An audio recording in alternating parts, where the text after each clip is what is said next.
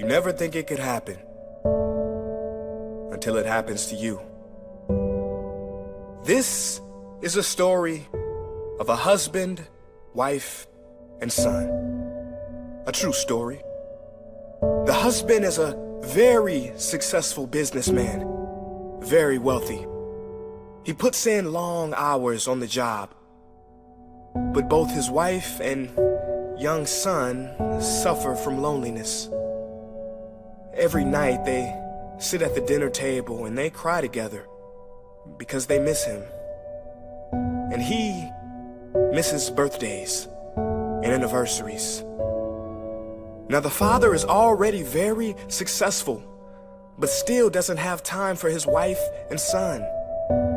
Even when he's at home, he's not truly home. He's thinking about his business meetings, his clients. He's on the phone texting and making calls.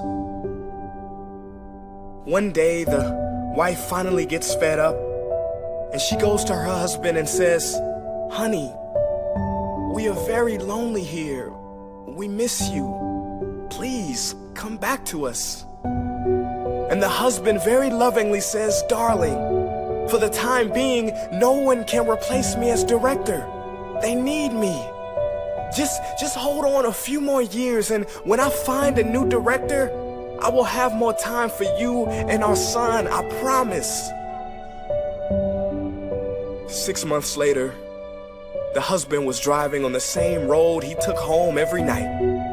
He lost control of his vehicle and died. His company replaced him and found a new director in just 2 days. Isn't it sad that we spend so much time on the things that are urgent that we have none left for those things that are important? Please do not get me wrong.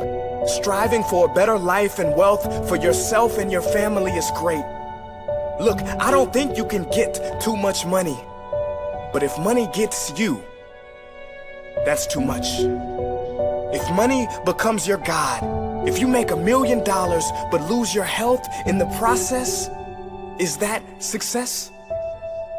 If you make it to the top of the corporate ladder but lose your friends and family in the process, is that success? I ask you, are you taking for granted the moments with the real people who are close to you by focusing on a future moment that doesn't even exist? I urge you to focus on what's real and now, because this life is short. And as they say, there has never been a deathbed regret that said, "Boy, I wish I spent more time in the office."